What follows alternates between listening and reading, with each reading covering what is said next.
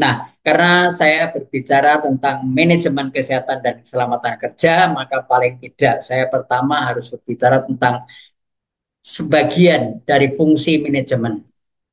Kalau kita berbicara tentang fungsi manajemen, yang pertama kalau kita menjadi seorang manajer, itu kita harus mempunyai perencanaan yang baik.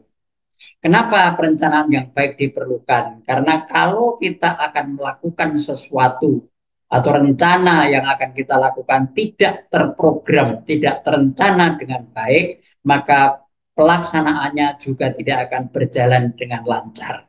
Oleh karena itu, perencanaan awal harus selalu kita buat yang baik, tidak terlalu bertele-tele, dan tidak banyak hambatan.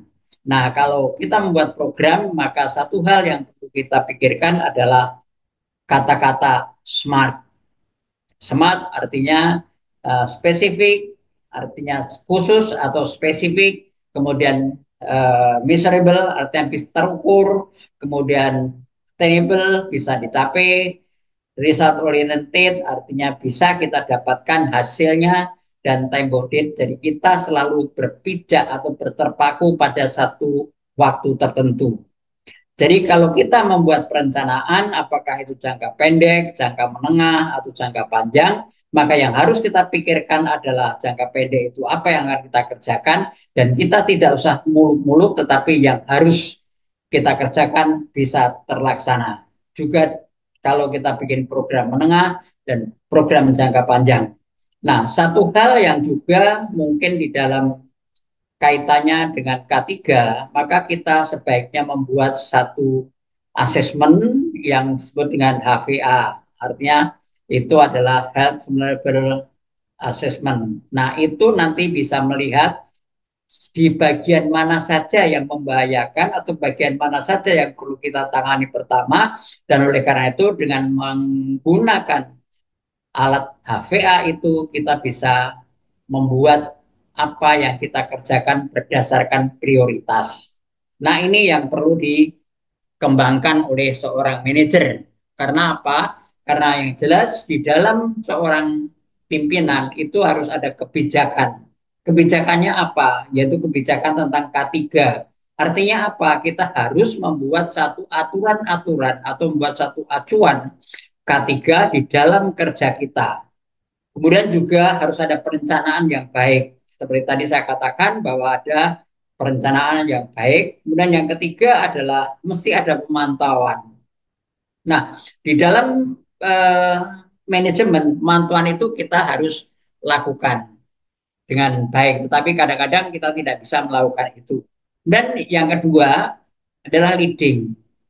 Leading artinya kita memimpin. Jadi kalau kita mempunyai perencanaan yang baik, kita kerjanya sesuai dengan rencana, kita sesuai dengan HVA tadi, kemudian kita laksanakan dengan sesuai aturan atau SPO atau SOP, maka kita akan menjadi yang terbaik atau dapat memimpin dalam bidang itu dibanding dengan di bidang yang lain. Kemudian organizing. Nah, pasti karena kita berbicara tentang manajemen, maka fungsi manajemen adalah mengorganisir. Artinya apa? Kita harus bisa meluruskan seandainya terjadi belok, terjadi penyimpangan, terjadi ketidakteraturan, dan seterusnya. Kadang-kadang kita berpikir, ah, udahlah sama teman, nggak apa-apa. Tapi tidak bisa. Dalam organisasi, dalam manajemen, kita tidak berbicara tentang teman, kita tidak berbicara tentang saudara, kita tidak berbicara dengan siapapun, tapi organisasi atau manajemen adalah satu alat menuju satu titik atau sasaran bersama. Dan yang sering tidak dilakukan oleh kita sebagai orang-orang yang duduk di manajemen adalah controlling. Kita punya perencanaan bagus, tertata, strateginya bagus, modelnya bagus, segala macam bagus. Anggaran dan sebagainya sudah dibuat dan sudah harusnya bisa dilaksanakan dengan baik, tapi karena kontrol tidak baik, maka biasanya akhirnya tidak terlaksana dengan baik juga karena tidak ada kontrol. Dan yang jelas kalau kita menjadi seorang manajer atau seorang pimpinan, maka kita harus bisa membuka katup kepemimpinan. Artinya apa? Kita bisa membuka katup pimpinan anak-anak buah kita, teman kita, dan seterusnya, atau staf di rumah sakit atau di perusahaan itu. Nah, bagaimana seorang pimpinan harus dapat memberikan contoh, kemudian meminta anak buahnya mencoba melakukan, dan setelah itu akhirnya bisa semua. Atau dengan kata lain, istilah yang sering kita pakai adalah I do, you see. Artinya saya melihat, mengerjakan, Anda melihat. Kemudian setelah beberapa kali kita lakukan, kita minta anak buah kita, you do, I see. Dia suruh mengerjakan, saya melihat. Kalau salah kita betulkan, kalau sudah betul kita berikan apresiasi dan untuk memberikan kepada yang lain. Sehingga kalau dia mengerjakan atau you do, I see. Artinya dia mengerjakan, yang lain melihat, dan seterusnya. Dan dengan demikian maka apa yang kita lakukan, apa yang kita harapkan dapat terlaksana dengan baik. Nah, kalau kita berbicara tentang manajemen, kemana sih atau bagaimana sih kita harus bergerak? Katakanlah kalau kita sekarang ini ada di satu posisi tertentu, kita punya organisasi atau tim K3 tetapi tidak berjalan, maka kita harus punya tujuan sebagaimana kita seorang manajer. Jadi harus kemana yang kita harapkan? Kita harus tahu kemana kita akan membawa organisasi ini untuk berkembang dan dapat berfungsi sebagai satu alat yang dipakai untuk membuat supaya organisasi kita, tempat kita bekerja itu aman, nyaman, dan tidak ada hambatan. Nah, oleh karena itu saya membuatkan seperti ini dari sekarang yang ada, kemana kita akan pergi, kita punya tujuan. Tadi kita sudah mempunyai planning atau mempunyai tujuan atau membuat satu perencanaan. Itu yang akan kita tuju. Nah, setelah itu tinggal bagaimana cara mencapainya. Strategi kita buat. Bagaimana strategi kita supaya bisa mencapai ke sana. Dan oleh karena itu kita tanyakan mengapa kok kita harus membuat strategi itu, mengapa kok kita harus berjalan ke sana, dan apa hambatannya. Jadi di situ kita sudah harus berbicara tentang analisis SWOT. Di dalam perusahaan biasanya yang banyak membuat hambatan atau yang dapat menyebabkan hambatan adalah kebijakan yang tidak konsisten. Pada saat awal, kebijakan yang dibuat oleh manajemen dan tim K3 mengatakan bahwa kita harus sampai di sini, harus zero accident dan sebagainya. Tetapi peralatan tidak dipenuhi.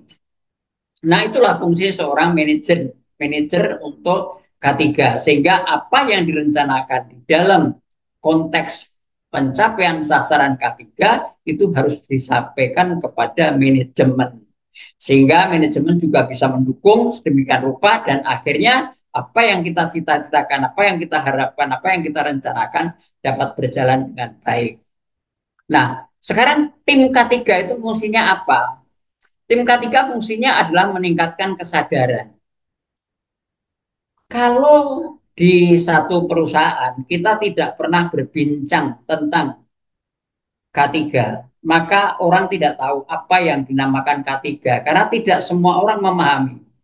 Beberapa waktu lalu saya diminta oleh satu perusahaan supaya memberikan materi tentang K3. Kemudian saya menanyakan apakah K3 timnya sudah terbentuk? Sudah. Apa yang sudah dilakukan? Belum ada. Nah, buat apa dibentuk kalau tidak dilakukan pekerjaan yang harus dilakukannya? Tetapi orang ini atau pimpinan ini mengatakan bahwa kami sulit untuk memberikan penyadaran, memberikan pemahaman terhadap orang-orang kita karena kita sendiri tidak memahami. Sehingga kami terpaksa pada waktu, bukan terpaksa, kami diminta untuk memberikan bagaimana caranya menyadarkan orang-orang yang ada di perusahaan tersebut. Tetapi memang karena kesadaran itu juga tergantung dari orangnya, tergantung dari pola bagaimana kita memberikan penyadaran itu, dan tergantung dari bagaimana mereka antusias terhadap pekerjaannya, itu juga berpengaruh banyak terhadap perkembangan penyadaran tadi.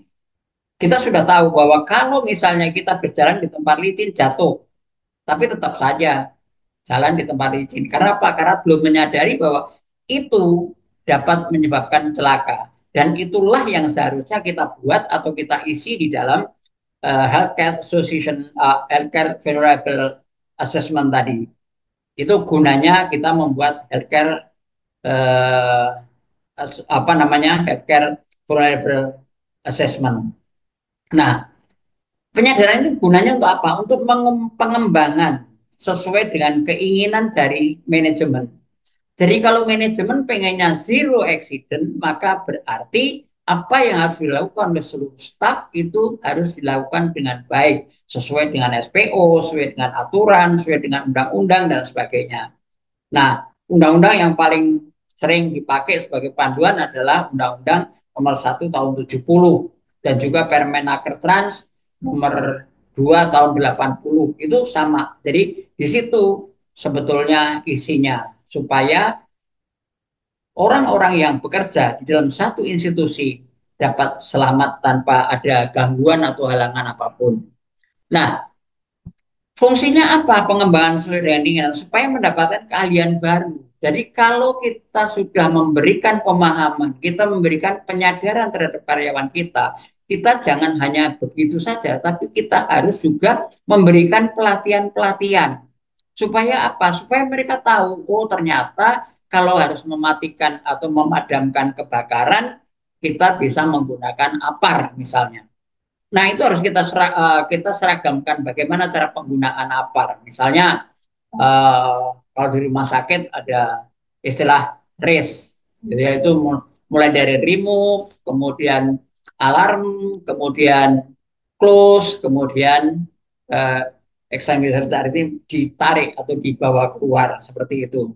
Nah, kalau keahlian itu sudah terbentuk, maka biasanya orang-orang itu akan menerapkan keahliannya. Diharapkan semua menerapkan keahliannya dengan pelatihan-pelatihan yang diberikan oleh pimpinan, oleh manajemen, oleh tim K3, oleh siapapun yang berkompeten terhadap pengembangan dan peningkatan keahlian K3, diharapkan semua sudah ahli dalam bidangnya dan dia bisa menerapkan keilmuan yang dia dapat.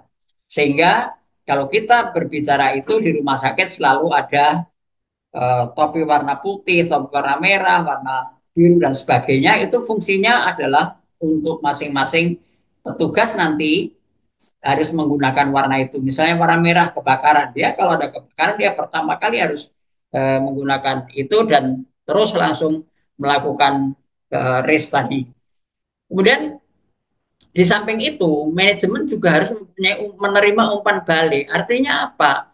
Kalau kita sudah memberikan sesuatu kepada staf, kepada karyawan, kepada anggota dari satu organisasi, maka umpan baliknya apa? Bahwa kita berharap supaya tidak terjadi kebakaran. Maka umpan baliknya adalah selama sekian tahun tidak terjadi kebakaran. Atau mungkin tidak terpleset. Sampai sekian tahun tidak terpleset. Itu kalau semuanya melakukan itu. Nah, dasarnya apa? Dasarnya tadi HVA. Kenapa kok HVA dasarnya? Karena di situ sebetulnya sudah tertera apa yang menjadi prioritas yang harus diselesaikan oleh tim K3 di dalam kesehatan dan keselamatan kerja. Kalau HVA ini dilakukan dengan baik, diisi dengan baik, kemudian betul-betul dilakukan berdasarkan skala prioritas, maka semuanya akan berjalan baik.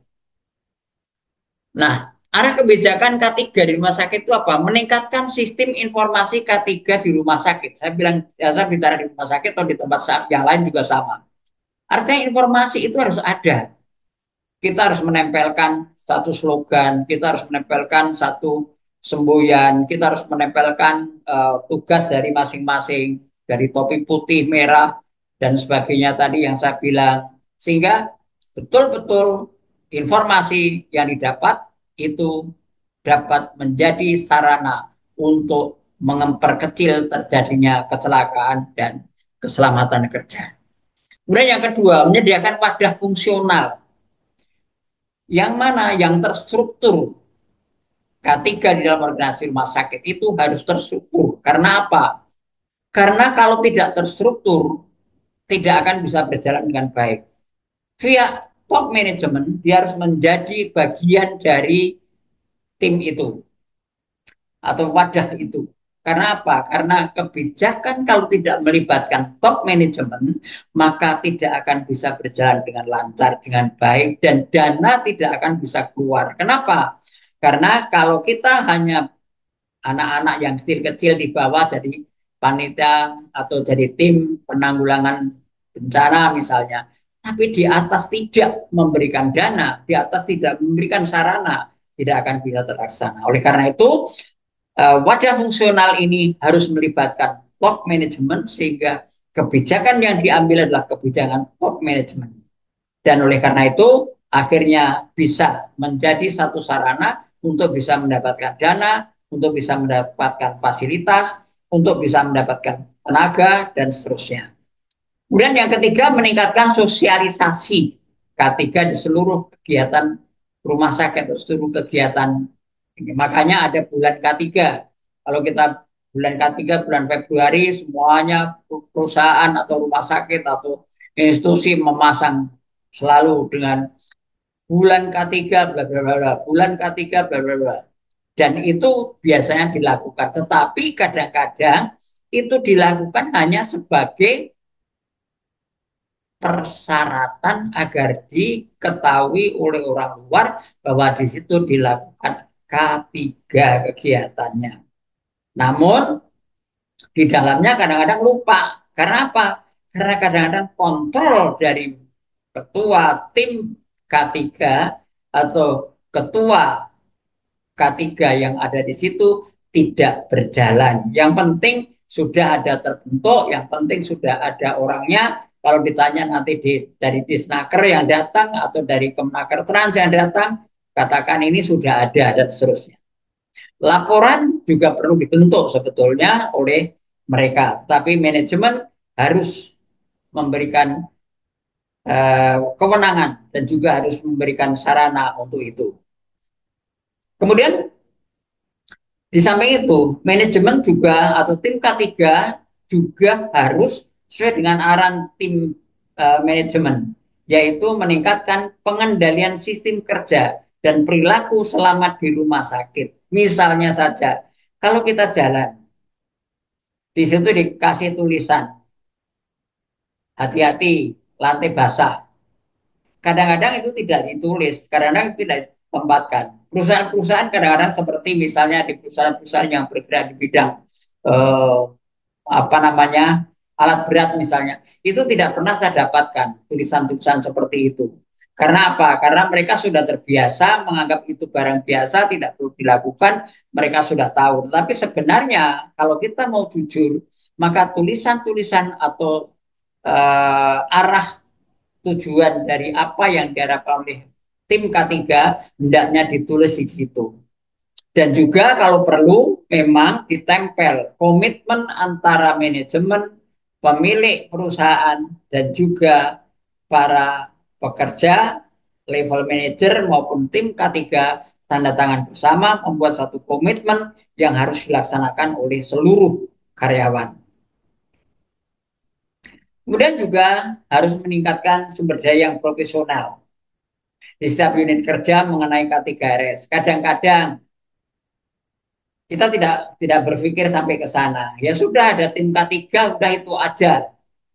Tidak berpikir bahwa di tempat kerja, di lokasi di mana mereka kerja, itu juga perlu ada pengawasan. Di situ juga perlu ada satu orang atau beberapa orang yang harus mengawasi pekerjaan kita supaya kita selamat. Misalnya saja, kalau kita bekerja di tempat yang panas, pasti akan terjadi hipertermi. Kalau terjadi panas, maka yang terjadi dalam tubuh kita akan terjadi kekeringan cairan atau kekurangan cairan.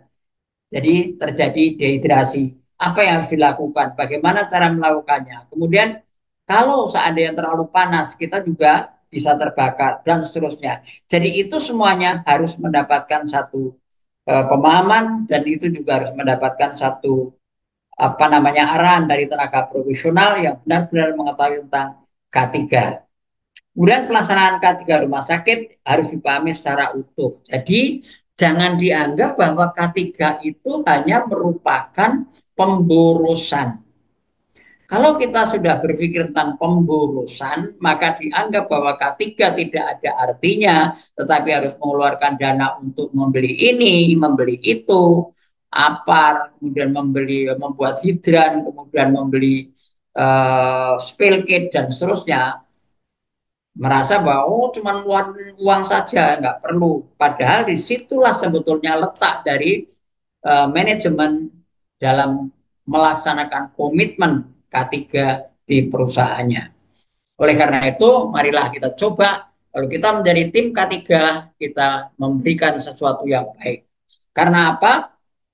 Karena sebetulnya di tempat kerja, apakah itu berupa kerja kerja itu produk atau berupa jasa, maka diharapkan atau berharap bahwa kualitas yang dihasilkan oleh satu perusahaan tadi sangat tinggi, kualitasnya bagus dengan biaya yang rendah. Nah, biaya rendah dengan kualitas yang tinggi hanya terjadi kalau semuanya orang yang bekerja di situ dalam kondisi yang prima, dalam kondisi yang sehat, dalam kondisi yang bagus. Oleh karena itu, tempat kerja harusnya mengutamakan keselamatan. Jadi utamakanlah keselamatan dulu. Dan di samping itu harus ada pendekatan, ada kedekatan antara pekerja dengan manajemen. Kenapa kok ini harus ada? Karena apa? Karena antara pekerja dan manajemen itu harus ada kesamaan dalam kepatuhan aturan keselamatan kerja. Seperti tadi misalnya saya ambil contoh Undang-Undang Nomor 1 Tahun 70, kemudian Permenaker Trans Nomor 2 Tahun 80, itu ada kaitannya penjabaran dari undang-undang itu. Nah, semua harusnya paham, baik itu pimpinan maupun staf maupun karyawan yang lain, supaya apa? Supaya ada hubungan timbal balik, ada tanggung jawab dan penjaminan dari atas maupun dari bawah, dan akhirnya pekerjaannya juga berjalan dengan baik. Itu diharapkan seperti itu. Nah, kalau itu sudah bisa terjadi, ada hubungan yang baik antara manajemen dan pekerja, maka diharapkan akan ketemu tiga prinsip dasar keselamatan kerja, yaitu tentang apa? Penataan dan pengaturan dari seluruh organik rumah sakit. Biasanya kecelakaan dan sebagainya itu atau penyakit akibat kerja bukan ulah dari yang lain, tapi ulah dari manusianya. Kita harus tatar, kita harus ada aturan, kita harus ada warning pada mereka. Kemudian yang kedua, pemeriksaan dan pemeliharaan. Pemeriksaan ini tidak hanya pemeriksaan yang bersifat benda mati. Oh ini perlu di servis. Oh ini perlu dipindahkan. Oh ini perlu dibeginikan. Tapi juga termasuk orangnya. Orangnya juga harus diperiksa dan kemudian dipelihara. Supaya apa? Supaya ini bisa terjadi. Jadi tempat kerjanya baik, produk atau jasa, kualitasnya tinggi, biayanya rendah, dan semuanya sehat.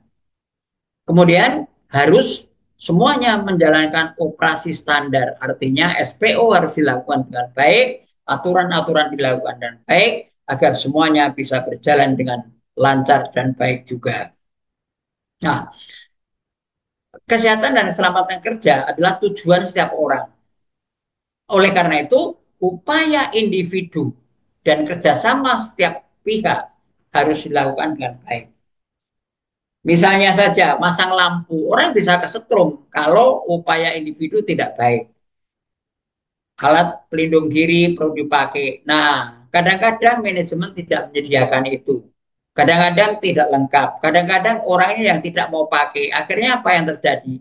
Kecelakaan kerja bisa menimpa pada diri mereka. Kemudian juga kerjasama semua pihak. Kenapa kok harus kerjasama semua pihak? Artinya kita harus saling mengingatkan. Kalau kita berbicara tentang manajemen, maka manajemen itu adalah satu alat atau satu fungsi manajemen yang dipakai untuk meluruskan segala sesuatu yang tidak lurus.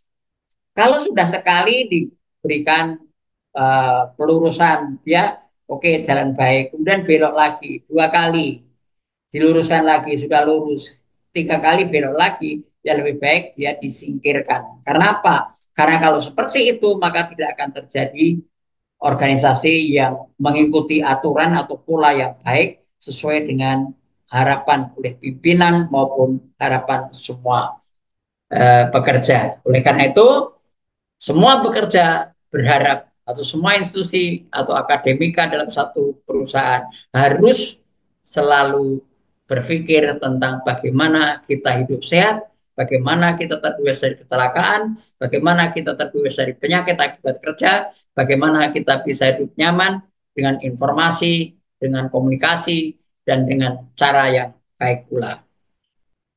Nah, kita harapkan bahwa kecelakaan kerja itu tidak terjadi, artinya zero accident. Nah, kalau kita berbicara tentang zero accident, biasanya dalam satu perusahaan itu ada dua yang paling sering menyebabkan terjadinya kecelakaan, yaitu faktor manusianya dan faktor teknis. Faktor manusia misalnya, orang sudah tahu bahwa dia kalau menyapu atau mengepel lantai harusnya diberi tanda supaya orang yang lewat situ tidak terpleset, tidak jatuh. Tapi masih juga tidak ditaruh. Kemudian ada benda yang licin, katakanlah lantai yang terkena oli, tidak dibersihkan dengan alat yang sesuai, dengan spill kit dan seterusnya. Itu juga bisa menyebabkan terpleset dan jatuh. Kemudian faktor teknis, mungkin kita kadang-kadang tidak mengetahui dengan baik alat-alat elektronik. Kadang-kadang kita tidak mengetahui dengan baik bagaimana harus perbaiki satu alat yang berhubungan dengan listrik. Tapi kita coba, kita nggak tahu. Dan di situ akhirnya terjadi kecelakaan. Orangnya kesetrum kah? Atau justru alatnya terbakar lah dan sebagainya. Karena apa? Tidak memahami dengan baik. Nah, oleh karena itu ini perlu diminimalkan. Nah, kalau ini diminimalkan, maka yang terjadi adalah harapannya zero accident. Supaya tidak terjadi kecelakaan kerja yang mematikan. Jadi ini adalah satu sistem manajemen kesehatan dan keselamatan kerja. Nah, bagian dari sistem manajemen keselamatan secara keseluruhan apa? Struktur organisasi, perencanaan, tanggung jawab, pelaksanaan, prosedur, proses, sumber daya. Ini harus kita betul-betul pantau, harus betul-betul kita perhatikan. Karena apa? Kalau struktur organisasinya sudah tidak benar, maka pasti di dalam organisasi itu juga bekerjanya tidak benar. Orang yang ahlinya di dalam bidang listrik ditempatkan di situ, tapi tidak untuk di bidang listrik. Ya nggak bisa.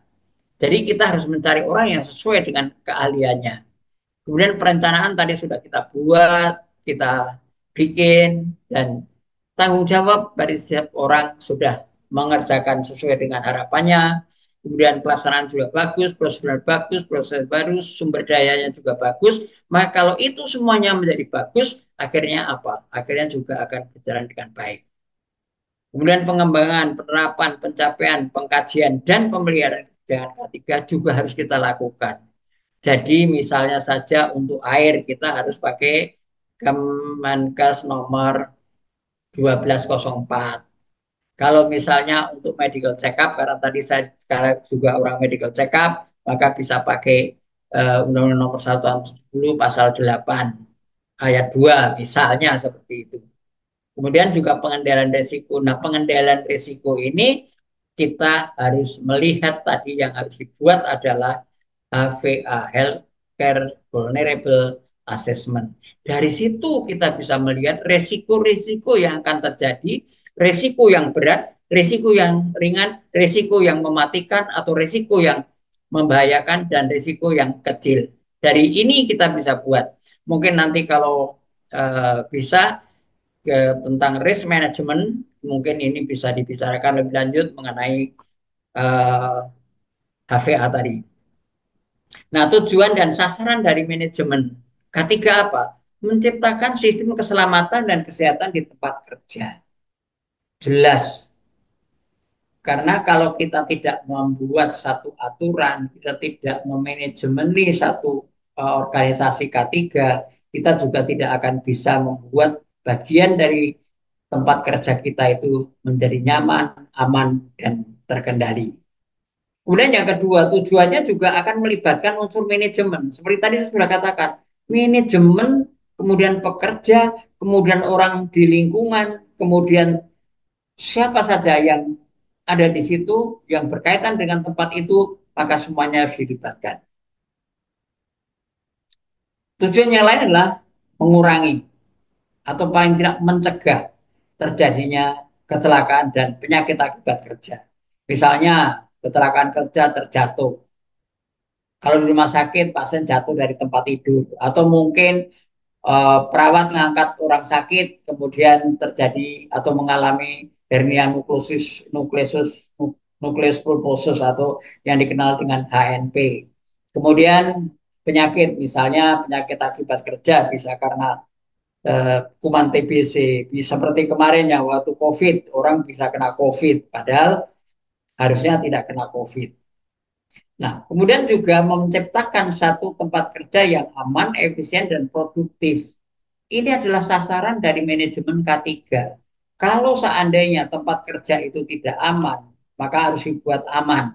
Misalnya saja menaruh alat yang tidak sesuai sehingga sesuai tempatnya maksudnya sehingga orang mudah terbentur oleh alat itu. Katakanlah kita memasang outdoor AC, adanya di bawah tangga, padahal bawah tangga itu sering dilewati orang. Kemudian orangnya kebentur apa namanya outdoor AC, akhirnya berdarah. Dan itu adalah salah satu contoh bahwa kita menempatkan apa yang seharusnya tidak di situ, kita tempatkan di situ. Kadang-kadang kita juga tidak melihat, misalnya saja kalau kita sedang berjalan, kita ya biasalah kita kadang-kadang nengok kiri kanan ini nengok kiri kanan ternyata tempat itu ada basah kemudian licin kita terpleset dan jatuh itu juga tidak diharapkan. Nah hal semacam itulah yang harus di apa namanya harus dilakukan oleh manajemen apa manajer K3. Kemudian penerapannya seperti apa? Jumlah kerja, jumlah tenaga kerja. Semakin banyak jumlah tenaga kerja, maka kecelakaan kerja kemungkinan akan semakin banyak. Kenapa? Karena banyaknya orang biasanya mereka terus tidak care, tidak aware terhadap apa yang harus dilakukan. Yang penting saya melakukan, yang penting saya kerja seperti ini, saya dapat uang besok setelah akhir bulan. Itu sering terjadi. Oleh karena itu, sebagai tim K3, maka kita harus memanajemeni mereka bahwa jumlah tenaga kerja sekian harus ada orang yang bertanggung jawab untuk keselamatan dan kesehatan kerja. Kemudian juga potensi bahaya kerja yang ditimbulkan oleh karakteristik proses bahan produksi. Misalnya tempat yang sering mengalami kecelakaan, kemudian ada ledakan, kebakaran, penyakit, dan sebagainya. Kecelakaan misalnya tempat-tempat yang menggunakan mesin potong misalnya. Itu sering sekali mesin potong itu. Kemudian juga tadi saya ambil contoh misalnya seorang perawat yang setiap kali mengangkat pasien, dia akan terkena HNP atau hernia nukleus pulposus tadi. Dan ini banyak. Di luar negeri juga sama. Karena apa? Karena mereka tidak berpikir bahwa dirinya akan terkena itu. Terjadi kompresi pada tulang belakang, kemudian akhirnya terjadi HNP. Kemudian ledakan.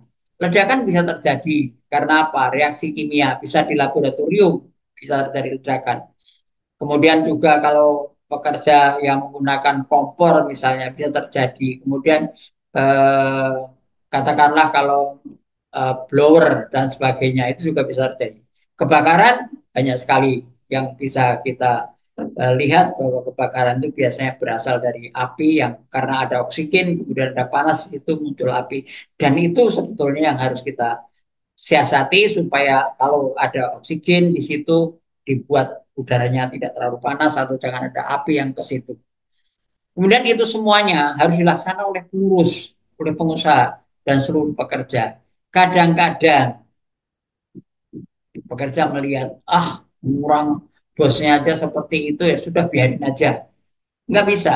Jadi mulai dari pengurus perusahaan, pengusaha, seluruh pekerja, manajemen perusahaan, semuanya harus bekerja untuk itu. Gotong royong, saling melakukan kegiatan yang sama, fungsinya adalah untuk menyatukan persepsi, menyatukan kegiatan, menyatukan pekerjaan, dan seterusnya supaya semuanya bisa berjalan dengan lancar. Kemudian auditnya gimana? Harus ada pembangunan dan pemeliharaan komitmen. Kadang-kadang pimpinan, kemudian manajer, kemudian staff, semuanya sudah nulis komitmen bahwa kita ingin zero accident di dalam kantor kita, tidak boleh ada kecelakaan apapun. Tapi setelah ditulis, setelah tanda tangan, tidak ada sama sekali kegiatan yang mengarah ke sana. Setelah ditulis, setelah ditempel di depan sana, gede tempelannya, tapi orangnya tidak pernah membaca apa yang pernah ditandatangani, sehingga dia juga lupa apa yang harus dilakukan. Dan ini adalah tugas seorang ketua tim K3 untuk memberikan teguran, baik melalui langsung sebagai teman maupun melalui pimpinan sebagai surat edaran dan penekanan untuk pelaksanaan itu. Kemudian juga harus ada pendokumentasian. Jadi apa yang dikerjakan sekarang? Katakanlah hari ini ada terjadi seperti ini. Katakanlah hari ini ada tumpahan di dalam ruang perawatan A misalnya. Maka apa yang dilakukan? Dilakukan spill kit.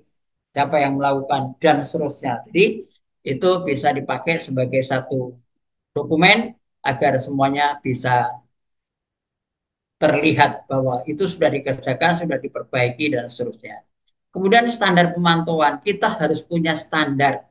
Sebelum kita memegang apa yang kita kenal dengan tim K3, sebelum kita memulai, maka standar-standar harus kita lakukan. Bagaimana kita membuat satu RCA atau root cause analysis. Orang jatuh misalnya, kenapa kok jatuh? Kita harus lihat lantainya licin. Loh, kenapa kok licin? Lupa ada air. Kenapa kok ada air? Ada yang membawa air. Kenapa ada yang membawa air? Karena butuh ini dan seterusnya. Nah, itu akar masalahnya di mana? Itu yang harus kita cari. Jadi harus cari pemantauannya. Dan setelah ketemu, harus kita bisa eliminir apa yang menyebabkan terjadinya kecelakaan. Kemudian keamanan kerja. Keamanan bekerja, misalnya orang bekerja di ketinggian, maka harus pakai safety belt. Supaya apa? Supaya kalau seandainya dia terpleset, dia masih tergantung. Paling tidak di situ. Misalnya, kalau menggunakan atau mengoperasikan alat berat, kita harus pakai tutup kepala dan sebagainya, atau helm dan sebagainya. Itu semuanya harusnya sudah dilakukan sebelum mereka itu melaksanakan tugas. Dan ini adalah fungsi manajemen untuk melakukan kontrolnya. Jadi semua manajemen harus ada di situ untuk membantu mereka melengkapi apa yang harusnya dilakukan. Supaya pada waktu orang atau pekerja atau karyawan melaksanakan tugas, semuanya sudah lengkap. Dan perlu kontrol manajemen dijalankan dengan baik. Kemudian pengelolaan material dan pemindahannya. Katakanlah kalau itu bahan-bahan berbahaya, bahan kimia di laboratorium katakanlah, maka untuk bisa memindahkan atau bisa mengelola dengan baik supaya tidak menyebabkan kecelakaan, tidak menyebabkan kebakaran, di laboratorium harus ada yang namanya lemari asam. Jadi semuanya dilakukan dalam lemari asam itu sehingga terjadi explosion, terjadi ledakan di dalam, tidak akan menyebabkan sampai keluar. Kemudian pemeriksaan sistem manajemen yang baik. Jadi kalau kita berada di manajemen, kita sudah menyusun sesuatu, maka semuanya harusnya dibuat sedemikian rupa sehingga kita bisa melihat seperti apa sih sistem yang ada di kita yang sudah kita buat. Bagaimana kita mempunyai visi, misi, strategi, kemudian nilai atau value, dan kemudian bagaimana penerapannya atau eksekusinya. Sehingga kalau kita mau berbicara lebih jauh dalam hal ini, kita akan berbicara tentang 9 tahapan untuk atau 9 hal yang diperhatikan dalam menyelesaikan permasalahan dan juga membuat supaya kedepannya tidak terulang kembali. Kemudian pengembangan keterampilan dan kemampuan. Tadi sudah kita bicara bahwa semua orang yang ada di perusahaan harusnya keterampilan dan kemampuannya ditingkatkan supaya apa? Supaya tidak terjadi salah tafsir, salah langkah, salah penanganan dan sebagainya. Nah, sekarang sertifikasinya kan jenis perusahaan, tingkat risiko, jumlah kriteria, tingkat pencapaian penerapan dan sertifikasi.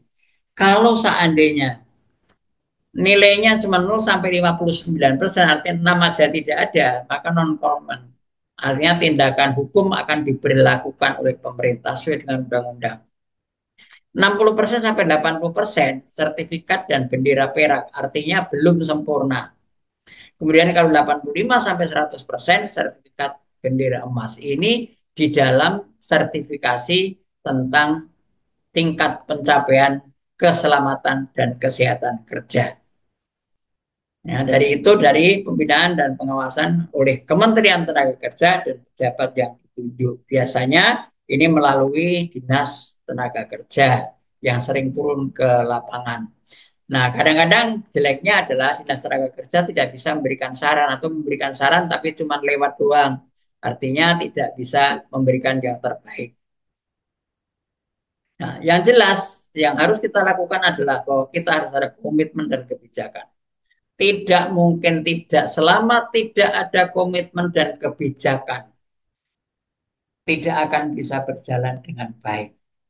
Komitmen ditandatangani dari atas sampai bawah, kemudian kebijakan harus dibuat sedemikian rupa sehingga bisa memberikan celah kepada tim K3 untuk berbuat yang lebih baik. Kemudian perencanaan juga kita harus lakukan dengan baik, harus kita buat perencanaan dengan baik, dan penerapannya juga harus kita lakukan dengan baik. Kemudian setelah itu ada pengukuran dan evaluasi. Oleh karena itu tadi saya katakan bahwa harus ada standar, harus ada patokan, harus ada acuan yang jelas di dalam proses penerapan K3 ini. Kemudian tinjauan ulang dan peningkatan. Jadi kalau kita ngomong PDCA, jadi mulai di plan, do, kemudian cek, dan kemudian diulangi kembali terus, lakukan berulang-ulang, berulang-ulang, berulang-ulang. Jadi actionnya terus, akhirnya apa? Semuanya akan menjadi baik. Tetapi kadang-kadang yang terjadi di tempat kerja tidak seperti itu. Yang penting saya sudah membentuk tim K3.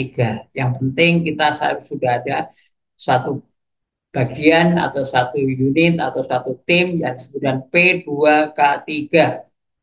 Semuanya diserahkan P2K3. Jalan apa tidak? Nggak tahu. Manajemen nggak mau tahu. Pokoknya P2K3 sudah terbentuk. Nah ini yang sering terjadi. Seperti tadi yang saya sampaikan, ada satu perusahaan setelah dibentuk P2K3 dia nggak tahu harus ngapain. Nah oleh karena itu siapapun yang dibentuk atau ditunjuk menjadi tim P2K3 harus berjalan dengan baik. Kemudian kepemimpinan dan komitmen. Di dalam satu perusahaan, maka organisasi K3, apakah itu tim, apakah itu ketua, atau apapun yang namanya organisasi organisasi K3, itu harus termasuk dalam posisi penentu kebijakan. Ini yang harus disadari oleh kita semua, harus kita tekankan kepada manajemen bahwa K3 menentukan kebijakan. Karena apa? Kalau tidak ada K3, maka bisa-bisa seenaknya orang akhirnya apa? Nggak dikasih makan, kerja keras nggak dikasih makan. Akhirnya apa? Sakit, dia malnutrisi, kekurangan gizi, dan sebagainya. Kemudian anggaran. Kalau seandainya kita pengen mempunyai tenaga kerja yang berkualitas, maka harusnya kita juga mempunyai sarana yang memadai. Artinya apa sarana yang memadai? Mulai dari APD atau baju yang sifatnya formal di pekerjaan atau katakanlah seperti sarung tangan, topi dan sebagainya harus kita pakai, harus kita lengkapi dan itu harus kita minta kepada manajemen. Dan itu ada undang-undangnya di Undang-Undang 1 tahun 70 tadi. Kemudian setiap personil yang duduk di dalam tim K3 harus mempunyai wewenang dan kewajiban yang jelas. Karena apa? Kalau tidak mempunyai kewenangan dan kewajiban yang jelas, akhirnya apa? Ah, itu bukan tanggung jawab saya. Ah, itu bukan tanggung jawab saya. Itu yang sering terjadi. Oleh karena itu, kita harus membuat satu dasar acuan atau pedoman bahwa si A tugasnya adalah ini, si B tugasnya ini, si C tugasnya ini, dan seterusnya. Dan kita bisa membentuk atau membuat organisasi itu sesuai dengan kondisi yang ada di tempat kerja kita masing-masing. Terserah mau dibuat seperti apa, tapi itu dilakukan secara baik, harus ada komitmen antara pekerja, antara pimpinan, dan tim K3 untuk melaksanakan itu semuanya. Kemudian semua rencana harus terkoordinasi baik antara pimpinan, tim K3, dan juga karyawan. Sehingga dengan demikian maka semuanya dapat berjalan secara sinkron, semua berjalan secara komprehensif, dan masing-masing mempunyai tugas dan kewenangan yang jelas. Kemudian setelah itu kita harus ada penilaian kinerja dan tindak lanjut. Mungkin yang sering tidak pernah dihiraukan adalah bahwa kita ini kadang-kadang tidak menghargai orang yang sudah bekerja dengan baik. Orang yang sudah menciptakan sesuatu yang menjadi acuan untuk keselamatan dan kesehatan kerja. Tidak diberikan apresiasi, tidak diberikan reward, tidak diberikan apapun. Dan akhirnya apa? Dengan demikian maka orang yang harusnya tadinya baik kerjanya, yang tadinya dia mempunyai kepedulian yang tinggi, luntur. Tidak lagi dia mempunyai kepedulian tinggi, tidak lagi dia mengharapkan apa namanya, mengharapkan imbalan, dan juga tidak lagi dia mau bekerja dengan baik. Nah, oleh karena itu semua staf, semua orang harus dihargai sesuai dengan bidangnya masing-masing. Kemudian kita juga harus melakukan identifikasi kondisi yang ada. Nah, kalau kita tadi membuat HVA atau Health Vulnerable Assessment, itu sebetulnya sudah terlihat identifikasinya, yang ini kondisinya seperti apa, ini kondisinya seperti apa, ini kondisinya seperti apa. Setelah itu nanti kita akan bekerja berdasarkan skala prioritas untuk memperbaiki yang perlu diperbaiki, dan biasanya yang paling membahayakan harus dikerjakan terlebih dulu dibanding yang tidak. Nah, oleh karena itu identifikasi kondisi yang ada, atau katakanlah tadi dari HVA tadi atau Healthcare Vulnerable Assessment tadi, kita sudah bisa melihat mana yang paling membahayakan, mana yang harus diselesaikan duluan, mana yang harus diberi dana lebih dulu, mana yang harus nanti-nanti.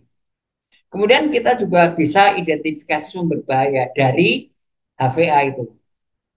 Misalnya, oh ini daerahnya banjir, oh ini daerahnya tanah longsor, oh ini daerah gempa, oh ini daerah ini, ini daerah ini, dan seterusnya. Dari situ sebetulnya identifikasi bahaya atau sumber bahaya sudah bisa dilihat. Kemudian listrik, oh ini kita kan apa namanya, sambungan listriknya kurang bagus, maka itu juga harus didahulukan. Kemudian tingkat pengetahuan tentang peraturan perundangan dan standar yang berlaku. Orang rata-rata malas kalau suruh membaca undang-undang. Oleh karena itu, tim K3 harus membuat satu rangkuman, membuat satu acuan yang sedemikian rupa mudah dipahami mengenai undang-undang itu, kemudian ditempel di perusahaan bahwa ini ada undang-undang nomor sekian, kalau terjadi ini undang-undang nomor sekian terjadi ini, dan seterusnya. Kalau itu bisa dilakukan, maka semuanya akan bisa berjalan dengan baik. Karena apa? Orang tahu bahwa ini ada undang-undangnya dan sebagainya dan sebagainya. Kemudian perbandingan penerapan dengan sektor perusahaan lain. Kita memang harus berbeda. Misalnya rumah sakit dengan alat berat, kita juga harus berbeda standarnya. Kalau rumah sakit orang datang ke situ dalam keadaan sakit, kemudian apalagi yang sudah tua, itu biasanya gampang jatuh. Maka di sana harus ada tanda bahwa orang itu potensi jatuh. Jadi harus pakai gelang warna kuning misalnya. Sedangkan kalau di perusahaan alat berat itu tidak akan ada karena yang bekerja masih muda-muda semua. Yang tua-tua sudah nggak bekerja di situ. Kemudian tinjauan sebagai akibat kejadian bahaya, gangguan, kompensasi, dan evaluasi sebelumnya. Nah, kalau kita ngomong kejadian bahaya, gangguan, kompensasi, dan evaluasi sebelumnya, kita merunut pada yang tadi sudah saya sampaikan adalah bahwa antara gangguan atau kecelakaan atau kompensasi dan sebagainya itu tergantung dari manusianya. Karena apa? Kecelakaan hanya dua faktor, manusia dan alatnya. Kalau manusianya benar, maka alat tidak akan kena. Tapi kalau manusianya tidak benar, alatnya akan kena. Kenapa? Karena semuanya under manajemen dari orangnya. Kemudian eh, kita juga harus menilai efisiensi dan efektivitas SDM. Kadang-kadang kita itu yang penting mempekerjakan orang, yang penting ada orang yang bekerja di situ, yang penting dia bisa melakukan itu tanpa melihat kompetensi. Ini yang sering terjadi di perusahaan maupun di tempat-tempat yang mempekerjakan orang. Lulusan SMA suruh pegang trailer misalnya. Lulusan SMA suruh pegang listrik misalnya. Bukan bidangnya, kompetensinya juga tidak boleh seperti itu. Atau kalau di rumah sakit misalnya, seorang perawat kemudian disuruh mengerjakan selain pekerjaan perawat atau katakanlah memeriksa pasien sebagai seorang dokter. Nggak bisa, karena apa? Karena masing-masing punya kompetensi. Dan kalau itu dilakukan, maka tidak akan menimbulkan keuntungan bagi perusahaan, tapi justru akan merugikan. Saya pernah ada pengalaman di satu klinik yang mempekerjakan seseorang dan kemudian di situ ada seorang dokter obsin. Satu saat dokternya tidak masuk, itu udah tahun berapa, udah sekian puluh tahun lalu, dokternya tidak masuk, tetapi akhirnya apa? Sama si orangnya itu yang sebetulnya dia bukan perawat, bukan dokter, dia mencoba memberikan konsultasi, memberikan tindakan. Dan akhirnya akibatnya apa? Dia harus berurusan dengan hukum. Karena bukan kompetensinya, tapi dia lakukan.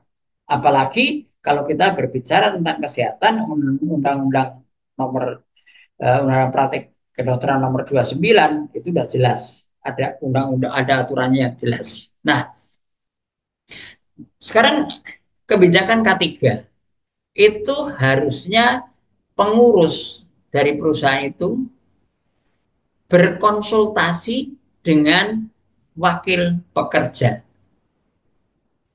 Kenapa? Karena antara pengurus perusahaan, mungkin diwakili K3, dan wakil pekerja itu harus ada kesesuaian. Apa yang harus dilakukan, informasi apa yang harus dikerjakan, dan seterusnya, dan seterusnya. Kemudian dibuat satu pernyataan tertulis, ditandatangani oleh pengusaha dan oleh pengurus. Kemudian dia memuat visi, tujuan perusahaan, komitmen pelaksanaan K3, program dan kerangka kerja dari K3. Dan ini siapa yang harus melakukan? Mulai dari pekerjanya, seluruh pekerja yang ada di tempat itu, pemasok juga harus melakukan hal yang sama, pelanggan juga harus melakukan yang sama.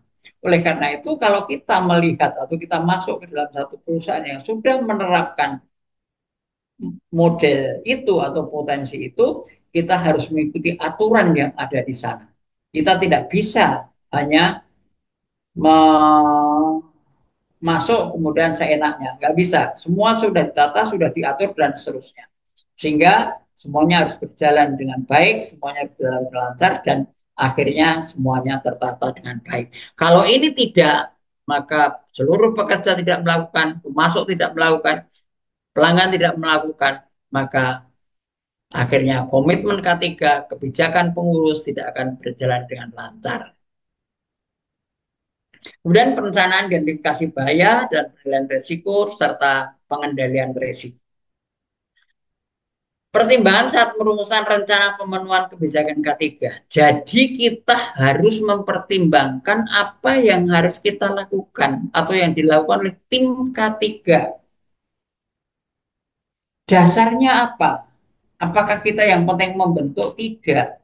Tapi sebaiknya di dalam kita menentukan program prioritas, lakukanlah apa yang dikenal dengan HVA, Healthcare Vulnerable Assessment. Itu dasarnya dari mana kita harus belajar manajemen risiko. Manajemen risiko seperti apa? Kita bisa menilai mana yang punya potensi atau risiko, mana yang tidak, dan seterusnya, dan seterusnya. Dan itu harus kita buat dulu.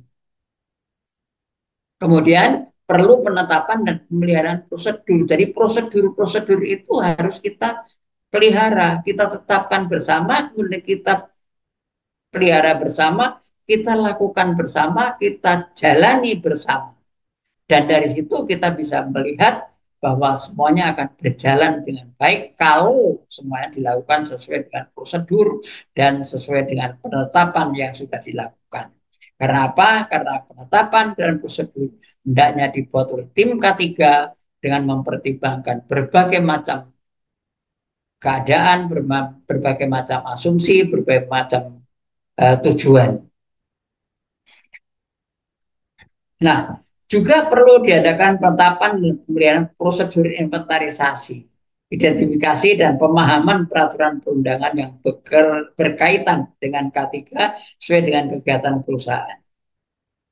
Ini harus dijelaskan kepada setiap pekerja. Undang-Undang Nomor 1 Tahun 70 isinya ini. Undang-Undang Nomor Permenkes 1204 isinya ini. Permenaker Trans Nomor 2 Tahun 80 isinya ini. Nah, itu harus diberikan kepada semua pekerja. Kenapa? Supaya mereka memahami betul bahwa memang kondisi yang harus dilakukan oleh para pekerja demikian adanya. Kita tidak bisa tanpa itu. Kita tidak bisa tanpa harus melakukan prosedur yang baik. Oleh karena itu, kita harus jelas memberikan pemahaman kepada mereka, memberikan pelatihan kepada mereka. Kami biasanya selalu memberikan pelatihan secara reguler, secara terus-menerus. Supaya apa? Supaya tetap bisa melaksanakan itu semua dengan baik. Nah, tujuan dan sasaran, tadi saya sudah mengatakan SMART. Spesifik, measurable, attainable, result oriented, dan time. Jadi tujuan dan sasarannya harus dapat diukur. Kalau kita menetapkan ini yang membahayakan, maka itu yang kita pakai sebagai standar baku untuk diukur. Dan kalau itu dilakukan dan semuanya terlaksana, maka berarti tercapai 100%. Kalau tercapai 100%, kemungkinan terjadinya PAK maupun KAK akan menjadi kecil. Kemudian kita juga harus menentukan satuan atau indikator pengukuran. Kita masing-masing punya ukurannya. Kemudian sasaran pencapaian dan jangka waktu pencapaian. Jadi ini adalah SMART tadi yang saya sudah sampaikan di depan. Jadi kalau kita tidak punya sasaran, kita tidak punya waktu, kapan itu tercapai atau tidak, kemudian sasaran pencapaiannya seperti apa, maka kita tidak berbicara tentang manajemen. Karena manajemen semuanya akan tertata seperti itu. Kemudian indikator pekerja, seperti apa ya? Dasar pencapaian kinerja, informasi keberhasilan kinerja. Jadi ini dua-dua ini itu harus kita satukan. Dasar pencapaian kinerjanya seperti apa? Kita punya sesuatu yang sudah kita buat. Kita punya strategi. Kita punya satu cara atau satu model untuk melakukan satu pencapaian kinerja. Tapi kalau ini tidak kita lakukan dengan baik, maka itu juga tidak akan terjadi dengan baik. Guna perencanaan awal dan perencanaan kegiatan berjalan, semua kegiatan atau rencana yang dapat dikembangkan secara berkelanjutan itu harus dilakukan secara berkelanjutan. Karena apa? Karena kalau tidak dilakukan secara berkelanjutan, maka akhirnya tidak terjadi perubahan apapun. Kemudian sistem pertanggungjawaban sesuai dengan fungsi dan tingkat manajemen. Nah, kadang-kadang ini kalau tidak ditanya oleh manajernya ya diem-diem saja. Ditanya sudah apa yang sudah dikerjakan? Oh sudah Pak, ini baru rencana gini-gini. Sudah Bu, ini baru rencana gini-gini. Tidak dilakukan, tapi baru rencana. Padahal kita harusnya kalau membuat satu program atau satu hal yang perlu kita selesaikan, pertama kita harus melihat time contact-nya. Kapan terjadi, kapan akan dilakukan. Dan itu time contact itu mau tidak mau harus kita terapkan, kita tempatkan di paling utama. Time contact. Kemudian yang kedua, viewpoint. Siapa yang harus bertanggung jawab? Tanpa ada time contact dan viewpoint, tidak akan tercapai sesuai dengan harapan. Bukan merupakan satu penyelesaian masalah, tapi hanya membuat satu sejarah. Nanti akhirnya, oh ini kan baru ini kan baru. Tapi kalau ada time contact, bulan ini atau tanggal sekian bulan ini harus selesai. Itu baru namanya time contact. September tanggal 15 semua karyawan harus sudah divaksinasi misalnya. Siapa yang bertanggung jawab? Manajer HSE atau kalau di rumah sakit biasanya direktur medis. Sudah seperti itu. Jadi ada time context. Kemudian di samping itu kita harus melihat problemnya. Dari tadi yang kita ngomong HVA, kita harus lihat problemnya. Definition of the problems apa? Definition of the problem atau definisi problem itu bukan yang kelihatan. Seperti tadi saya katakan, ini orang ini jatuh, makanya kakinya patah. Itu bukan definisi problem, tapi itu hanya simptomnya saja. Dia jatuh. Problemnya apa? Kita harus telusuri. Oh, tanah ini licin. Oh, kenapa ada air? Oh, kenapa kok ada air? Tadi ada yang bawa air. Kemudian kenapa kok bawa air ke situ? Tadi mau ini dan seterusnya. Tapi sumber utama yang harus kita selesaikan adalah yang paling dasar. Makanya definition of the problem adalah satu definisi di mana akar masalah benar-benar didapatkan. Dan itu biasanya dilakukan cause, root of cause. Jadi cari akar penyebabnya.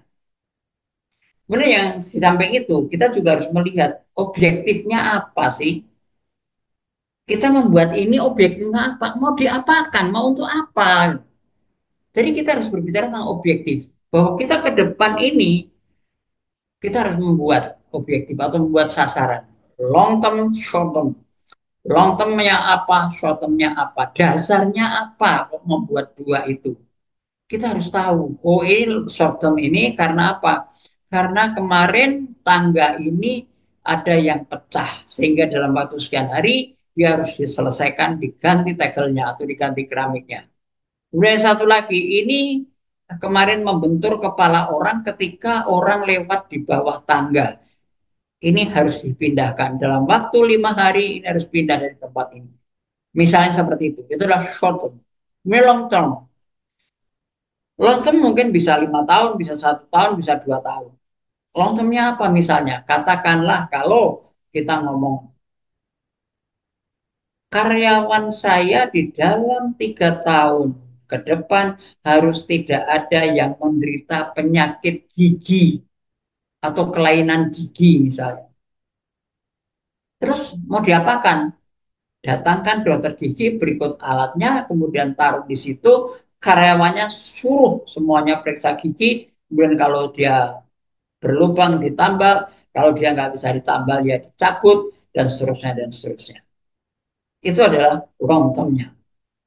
Atau mungkin dalam waktu 5 tahun, perusahaan saya harus untung sekian. Bagaimana caranya? Harus beli mesin ini, harus beli mesin, dan seterusnya. Kemudian setelah itu, kita harus berpikir tentang area of consideration. Area of consideration itu maksudnya apa?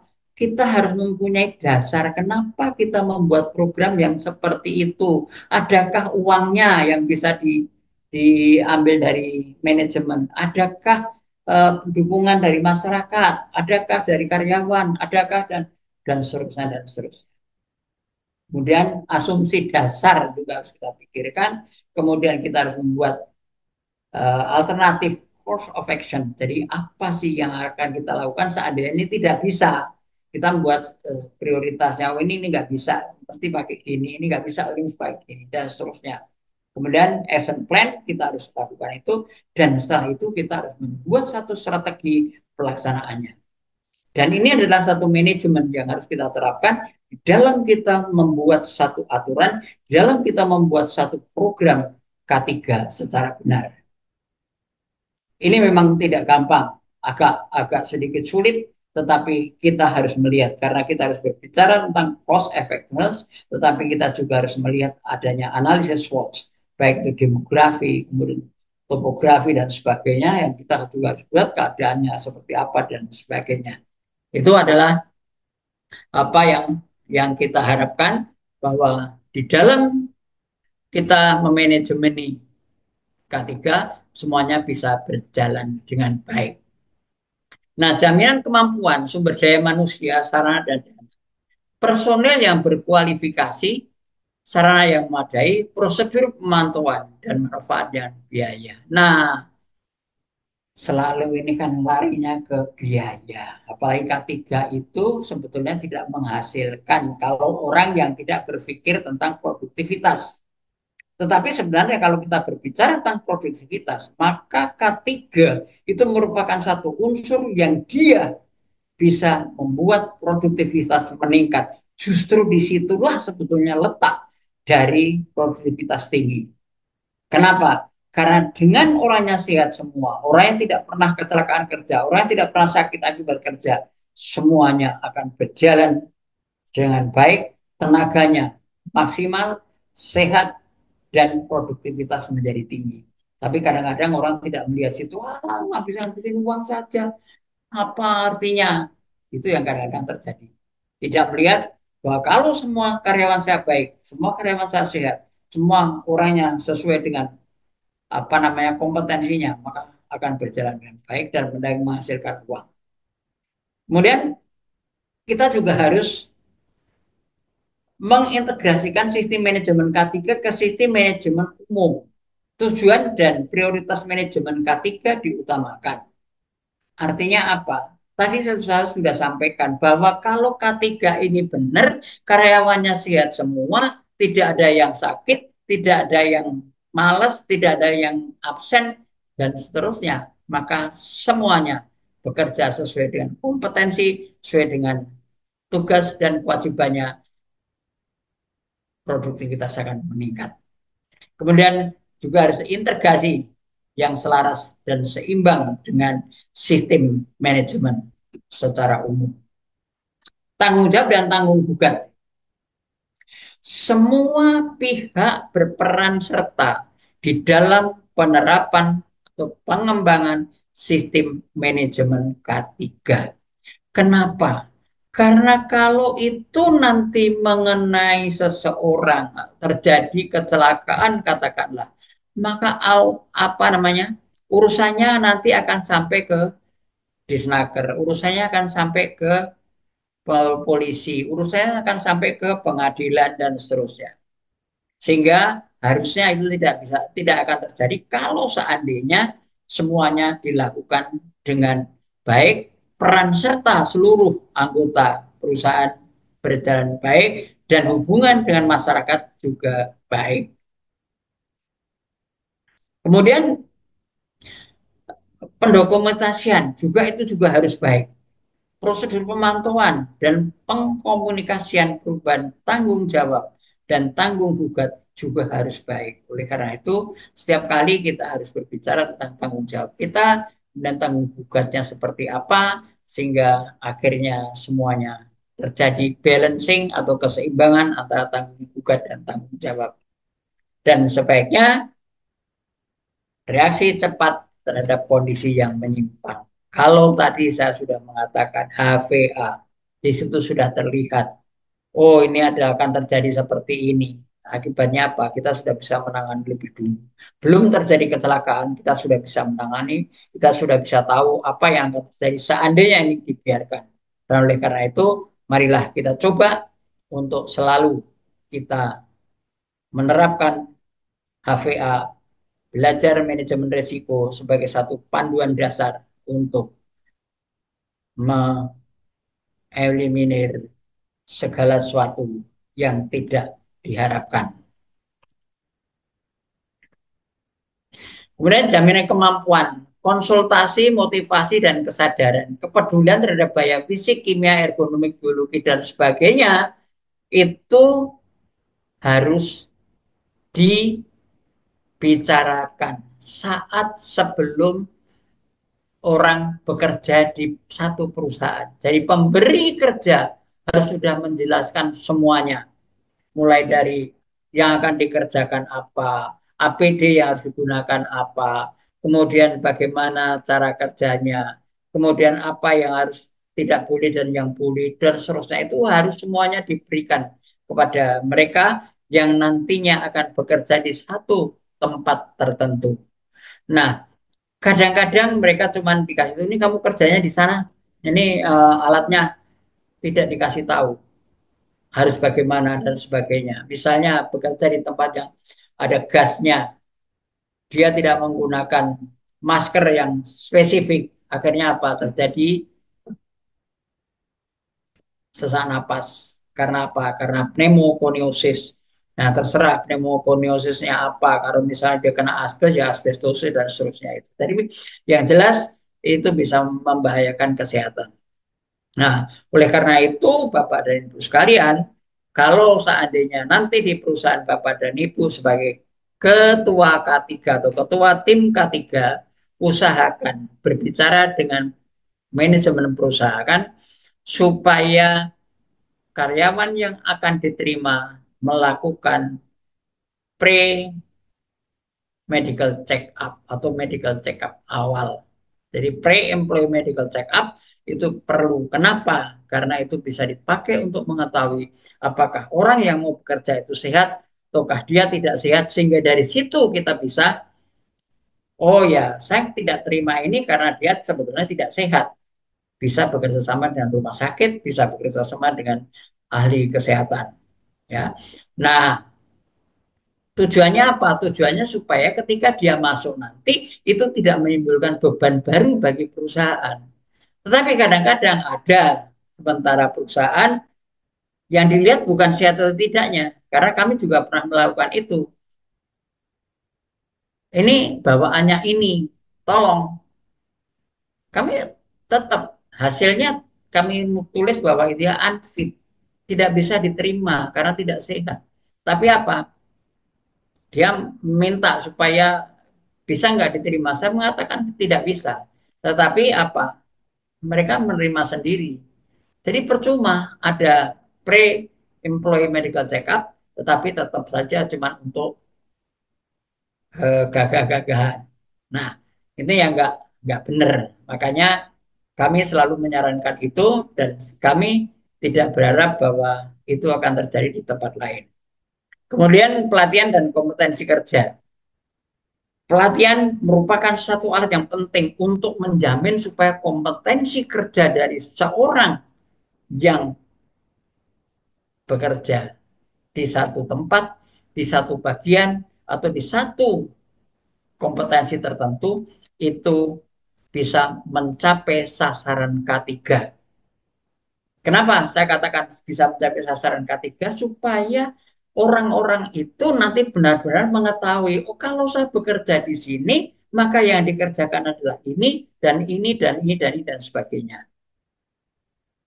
Ya, jadi kita harus mampu itu penggunaan kompetensi kerja yang ada, pemeriksaan uraian tugas dan jabatan yang jelas, analisis tugas kerja, analisis hasil inspeksi dan audit, dan tinjauan ulang laporan insiden. Ini perlu kita lakukan karena apa? karena kita harus dapat memberikan laporan kepada Disnaker ataupun Kemenaker Trans kalau itu diminta. Kita harus ada laporan. Makanya sekarang ada sistem UMKU, itu ada laporan, dan sistem UMKU itu bisa langsung ke Kemenaker Trans, bisa ke Disnaker. Ya, jadi yang berhak memberikan itu siapa? Yang berhak memberikan adalah dokter atau petugas yang mempunyai SKP. Kegiatan pendukung apa? Komunikasi. Ya, kalau komunikasi mah mesti harus ada. Kalau tidak ada komunikasi, bagaimana kita bisa bekerja dengan baik? Semuanya harus ada komunikasi, ada interaksi, dan seterusnya, dan seterusnya. Kemudian pelaporan itu bisa internal dan eksternal. Internal, laporan terjadi insiden, laporan ketidaksesuaian, laporan kinerja K3, laporan identifikasi sumber bahaya. Tadi ini sebetulnya sudah bisa dilihat dari HVA. Yang internal apa? Laporan yang diisyaratkan undang-undang, yang disyaratkan undang-undang. Ada formnya. Jadi kalau nanti Bapak Ibu itu dulu pernah sasar juga form yang harus dilaporkan ke Kemenaker Trans, dan itu sudah bisa dibuka di PP Unku sebetulnya. Kemudian juga di samping ke Kemenaker Trans atau Dinas Tenaga Kerja dan Transmigrasi juga bisa dilaporkan untuk pemegang saham. Nah, kegiatan yang mendukung apa? Dokumentasi. Jadi pendokumentasian itu harus ada, selalu harus ada. Pengendalian dokumen juga harus ada. Pencatatan dan manajemen informasi juga harus ada. Jadi kalau kita sudah bekerja di K3, maka semuanya harus berjalan dengan baik. Kemudian sumber bahaya kita sudah harus lihat. Kemudian penilaian resiko kita juga harus lihat.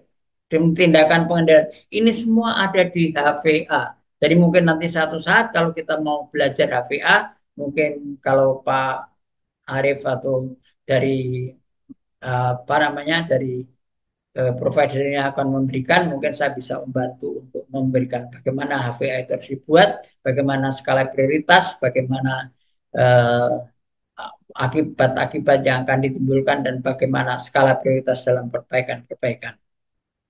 Kemudian ini perancangan dan rekayasa.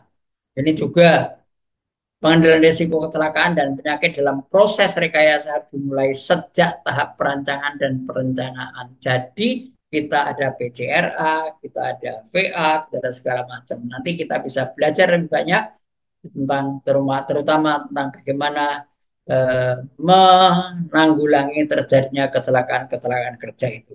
Kemudian pengendalian administratif itu prosedur dan instruksi kerja yang terdokumentasi pada saat dibuat harus mempertimbangkan aspek K3. Jadi semua kebijakan rumah sakit, kebijakan perusahaan harus selalu berdasarkan K3. Karena K3 ini benar-benar sekarang ditekankan oleh Kemenaker Trans untuk dilaksanakan. Kemudian prosedur ditinjau ulang secara berkala, terutama jika terjadi perubahan peralatan. Setiap kali ada perubahan peralatan, maka perubahan peralatan harus dilaporkan. Karena Kemenaker Trans pengen tahu apa yang terjadi. Kemudian tinjauan ulang kontrak, seperti kalau kita menerima pasokan dari tempat, dari luar, maka itu harus ada peninjauan ulangnya. Kemudian sistem pembelian juga terintegrasi sehingga resiko kecelakaan dan penyakit akibat kerja juga dapat diminimalisir. Katakanlah cuma beli sayuran saja. Sayuran itu kita harus berpikir, mungkinkah ini dimakan nanti mentah? Atau katakanlah untuk lalap. Kalau untuk lalap kita harus bebas dari apa? Bebas dari bahan atau bakteri yang menyebabkan sakit perut dan sebagainya. Kemudian harus selalu diuji secara berkala. Nah, kemudian kalau menghadapi insiden gimana? Penyediaan fasilitas P3K yang memadai dan proses perawatan lebih lanjut. Maka diharapkan di semua perusahaan itu ada in-house klinik kalau jumlah karyawannya banyak, 500 misalnya. Dia harus, dan itu harus ada dokternya. Kebetulan saya juga salah satu dari orang yang setiap kali ke perusahaan untuk menerima jasa konsultasi mereka. Seminggu 2 kali kami datang di perusahaan itu. Kemudian prosedur rencana pemulihan keadaan darurat, pengembalian pada kondisi normal, dan pemulihan pekerja yang mengalami trauma. Ini perlu juga ada psikolog atau psikiater untuk membuat kembali kepercayaan dari karyawannya. Kemudian inspeksi dan pengujian. Personel yang terlibat berpengalaman dan mempunyai keandalan cukup. Jadi kalau kita itu sudah eh, mempunyai keandalan, mempunyai keilmuan, mempunyai pengalaman, biasanya kita akan semakin sedikit terjadinya kecelakaan. Kecuali kalau memang orangnya teledor, tidak mau mengindahkan, udahlah gini aja, nggak apa-apa. Kadang-kadang itu terjadi. Semakin orang itu berpengalaman, semakin orang itu makin banyak usianya, biasanya keteledoran semakin tinggi. Kemudian ini juga dilakukan audit secara berkala. Kenapa? Karena kalau tidak dilakukan audit secara berkala, kadang-kadang mereka tidak melakukan. Kita sebagai seorang yang bekerja di bidang K3, sudah menyusun satu manajemen K3, kemudian sudah membuat satu aturan-aturan, tapi kita tidak mengaudit, kita tidak melakukan kontrol, ya akibatnya yang terjadi adalah semuanya tidak berjalan dengan baik. Tindakan perbaikan, pencegahan, hasil temuan pemantauan audit dan tinjauan ulang didokumentasikan dan digunakan untuk tindakan pencegahan dan perbaikan. Jadi harus ada identifikasi untuk perbaikan dan pencegahan. Ini semuanya berdasarkan dari apa yang kita lihat. Mungkin kalau kita tidak membuat HVA, tapi kalau kita membuat HVA, biasanya kita sudah bisa melihat sebelum kejadian itu ada atau sebelum terjadi kecelakaan. Kemudian kita juga harus menjamin kesesuaian dan keefektifan secara berkesinambungan dalam pencapaian kebijakan dan tujuan K3. Nah ini kenapa kok ini harus menjamin kesesuaian dan keefektifan. Kadang-kadang kita terlalu banyak program, terlalu banyak rencana, tetapi akhirnya tidak terlaksana. Nah kalau tidak terlaksana kan semuanya akhirnya menjadi tidak bagus. Artinya organisasi itu tidak memberikan yang terbaik bagi perusahaannya.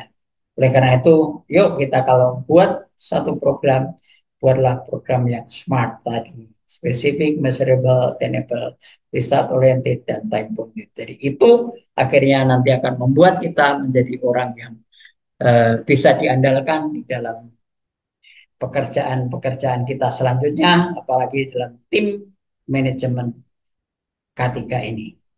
Saya pikir itu yang saya sampaikan. Terima kasih. Saya kembalikan kepada Pak Arief Purwadana. Bapak Ibu, jika ada ingin bertanya langsung, boleh ya langsung klik raise hand aja. Nanti kita akan berikan kesempatan untuk Bapak Ibu bisa bertanya langsung kepada Dr. Santoso hari ini. Nah, ini ada pertanyaan menarik juga nih dari Ibu Rianti nih Pak. Kalau kita bicara tentang membangun manajemen K3 seperti yang tadi disampaikan, salah satu yang berkaitan adalah komitmen budget untuk K3 nih Pak. Jadi ngomongin soal budget. Bagaimana jika ternyata kita berada di perusahaan yang tidak full support terkait budget K3 dengan sudah diekskalasi ke manajemen masih tidak direspon dengan maksimal sesuai basic standar yang harus dipenuhi karena tim EHS hanya dijadikan formalitas. Nah, salah satu pilihannya adalah resign. Namun jika dalam waktu tersebut belum waktu yang tepat untuk resign, apa hal yang signifikan perlu tim EHS lakukan untuk menyiapkan untuk menyikapi hal tersebut? Ya, terkait dengan di lapangan dunia konstruksi, isu masih banyak terjadi. Nah, ini gimana nih, Pak? Silakan. Iya, Apakah harus baik. resign atau seperti apa? Iya, baik. Eh, Memang selalu yang dipikirkan oleh, bukan pikirkan, selalu yang dialami oleh orang-orang yang bergerak di bidang K3 itu seperti itu. Makanya tadi saya sudah sampaikan bahwa kadang-kadang itu hanya formalitas dibentuk tapi tidak pernah dilaksanakan. Oleh karena itu, kalau seandainya Undang-Undang Nomor 1 Tahun 70 itu diterapkan, Undang-Undang Nomor bukan Undang Permenkes 1204 diterapkan, kemudian juga Permenaker Trans nomor 2 tahun 80 diterapkan, maka itu semuanya akan berjalan dengan baik. Tetapi, sekali lagi, tetapi pihak manajemen itu merasa bahwa sebetulnya yang dia perlukan itu bukan K3, Yang dia perlukan adalah produk supaya dia bisa mendapatkan keuntungan dari apa yang dihasilkan. Tapi dia tidak pernah melihat bagaimana sebetulnya produk yang baik, zero accident, dan juga keuntungan itu didapat. Dan itu sebetulnya memang harus diberikan pemahaman secara benar-benar secara detail bahwa kalau tenaga kerja itu semuanya sehat, tenaga kerja itu semuanya fit, maka produktivitas akan tinggi. Tetapi kalau saya jujur, saya memang pernah melakukan itu, mungkin beberapa kali saya sampaikan di sini. Kita kerjasama sama pemerintah. Karena sekarang apa? Sekarang Kemenaker Trans itu akan turun ke lapangan. Jadi kalau seandainya ibu mau mencoba untuk membuat itu, untuk menekan pimpinan, maka kerjasamalah dengan Kemenaker Trans. Karena di sana ada tim pengendali, tim pemantau. Saya ada nomor-nomornya, mungkin nanti satu saat kalau diperlukan tinggal telepon beliau, pasti beliau akan turun. Gitu ya. Jadi itu memang kendala Bu, saya harus akui dan memang agak sulit orang-orang tertentu. Tetapi beberapa perusahaan yang kebetulan mengundang saya di daerah-daerah mulai dari Bekasi sampai ke Jambi sampai segala macam itu yang mengundang saya akhirnya mereka menyadari bahwa itu sebetulnya memang diperlukan, itu memang dibutuhkan oleh perusahaan dan itu ada peraturan perundangannya. Jadi seperti itu Bu, saya kalau menyarankan memang agak sulit kalau harus kita berantem sama manajemen, dia pasti akan menang. Tetapi kita harus mencari cara bagaimana untuk melunakkan dia, yaitu caranya adalah menggunakan kerjasama dengan pemerintah.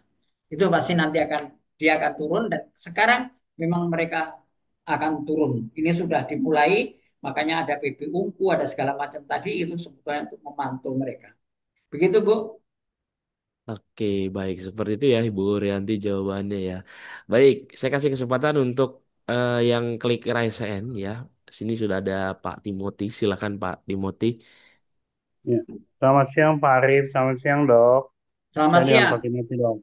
Dok, saya mau bertanya dok, untuk Ya, manajemen ketiga, terutama dalam hal kesehatan. Ya, contohnya, kalau misalnya rumah sakit berbarengan atau bersebelahan dengan mall, atau klinik bersebelahan dengan mall, itu bagaimana cara menekan manajemen ketiganya dok? Kita tahu kan di rumah sakit atau klinik itu tidak boleh merokok. Sedangkan kalau kita ya, ke mall, ya ada yang merokok segala macam. Itu bagaimana dok? Cara untuk menerapkan manajemen K3-nya dok. Terima kasih dok. ya.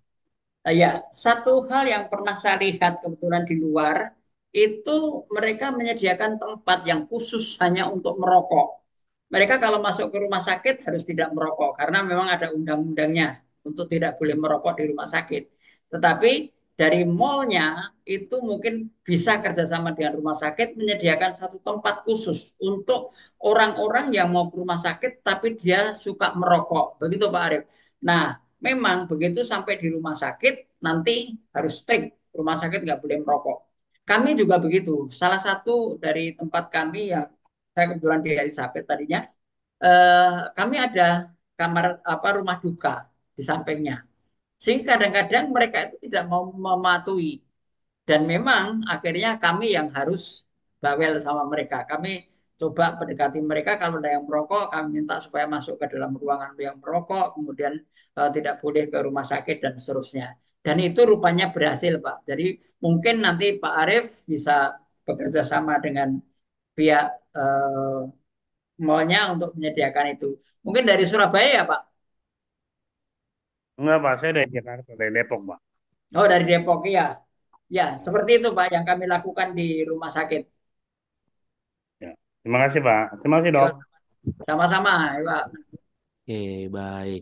Nah, Bapak Ibu ada lagi yang mau bertanya, klik raise hand. Silakan. Sambil menunggu yang raise hand, saya akan bacakan lagi di kolom chat nih. Sudah ada Pak Suparman. Sistem manajemen K3 secara prosedur dan aturan sebenarnya sudah baik dan bagus untuk menjaga proses pekerjaan dalam proyek. Tapi kenapa sampai sekarang setiap proyek besar selalu ada saja insiden yang mengakibatkan pekerja meninggal, khususnya dalam proyek pertambangan. Yang ingin ditanyakan adalah lembaga manajemen K3 apa yang harus melakukan evaluasi peraturan K3 agar kegiatan bisa benar-benar kondisi aman dan selamat, serta memastikan kontrol yang efektif ini bagaimana? Ya, Silakan Pak jadi Dr. itu Santoso. ada satu lembaga dari K3 dari Kementerian Tenaga Kerja itu yang sifatnya adalah memantau.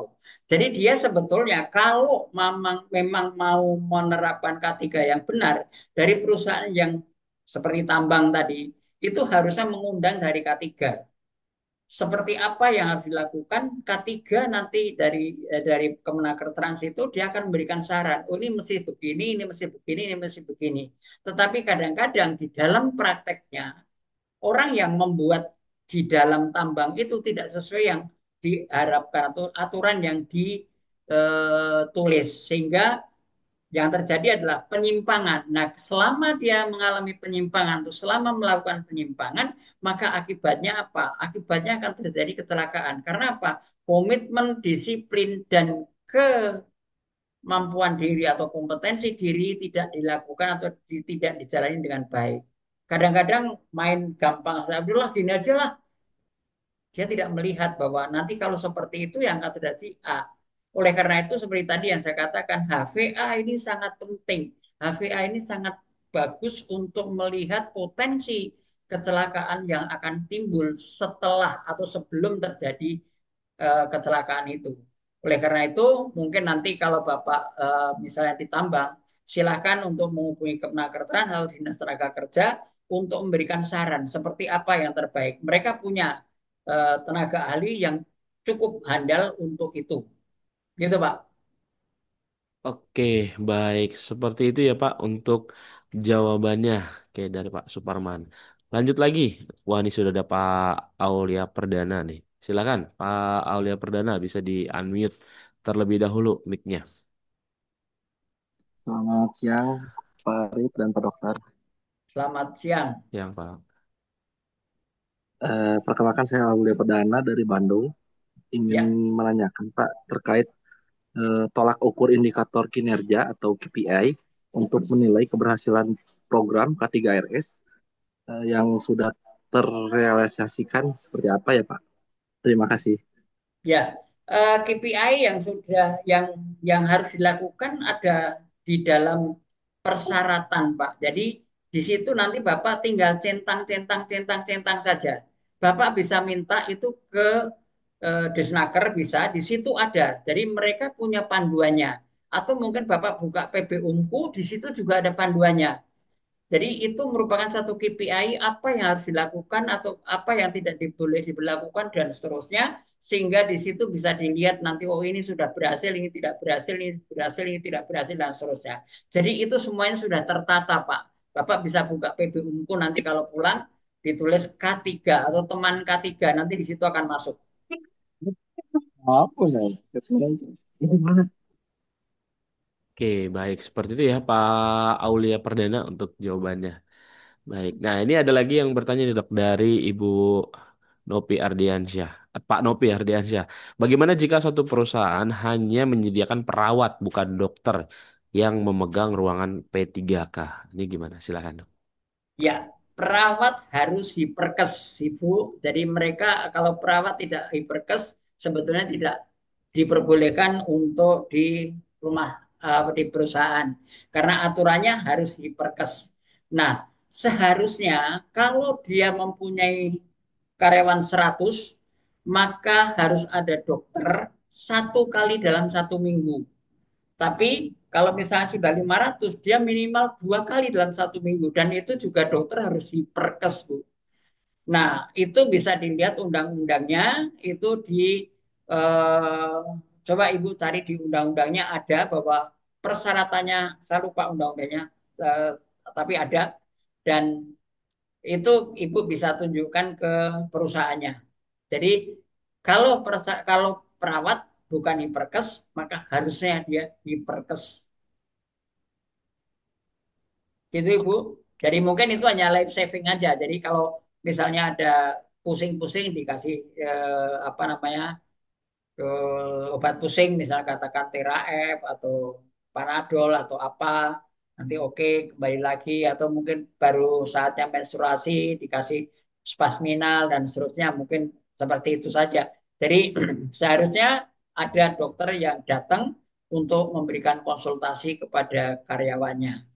Nah, nanti mungkin Ibu bisa usulkan, nanti kalau Ibu kirim apa namanya, mungkin ada HP, Ibu nanti saya coba bukakan undang-undangnya, itu ada undang-undangnya jelas tertulis di situ bahwa ke sekian sampai sekian harus dokter berapa kali seminggu dan seterusnya ada.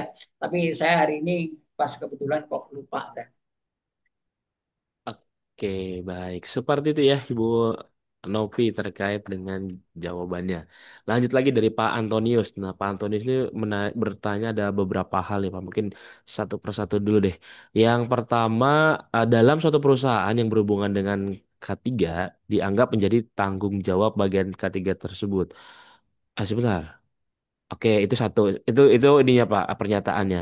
Kedua, pernyataannya adalah pimpinan perusahaan selaku pimpinan tertinggi juga di struktur K3 masih setengah-tengah dalam menetapkan perundangan tentang K3. Lalu yang ketiga, rasa puas menyebabkan peningkatan berkelanjutan jadi terhambat. Nah, bagaimana pendapat dari Pak Dr. Santoso terkait dengan pernyataan tadi di atas, Pak? Ya, jadi sebetulnya gini, apapun yang sudah terjadi, manajemen tetap harus ikut bertanggung jawab di dalam pelaksanaan K3 itu. Karena apa? Karena sebetulnya berhasil atau tidaknya K3 tergantung dari manajemen. Makanya tadi saya katakan bahwa manajemen harus ikut di dalam organisasi K3. Kalau seandainya dia sudah merasa bahwa ini sudah berhasil dan seterusnya, tetap dilakukan dan tetap itu harus dilaksanakan sesuai dengan apa yang sudah dicanangkan, sesuai dengan apa yang sudah diprogramkan. Kita tidak bisa meninggalkan begitu saja, terus kemudian setelah selesai, oh ini sudah selesai, oh ini sudah bagus, sudahlah kalau gitu kita nggak usah. Nggak bisa, tetapi tetap harus melakukan itu karena apa? Karena tetap undang-undangnya berbunyi demikian, berkelanjutan, tidak ada yang tidak berkelanjutan. Demikian, Pak. Oke, baik. Seperti itu ya Pak Antonius untuk jawabannya. Wah, tak terasa rasanya udah Sudah jam 3 lebih ya.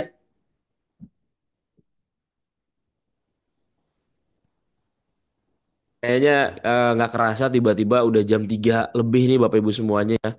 Nanti kita coba untuk atur jadwal kembali dengan Pak Dr. Santoso terkait materi-materi menarik lainnya ya.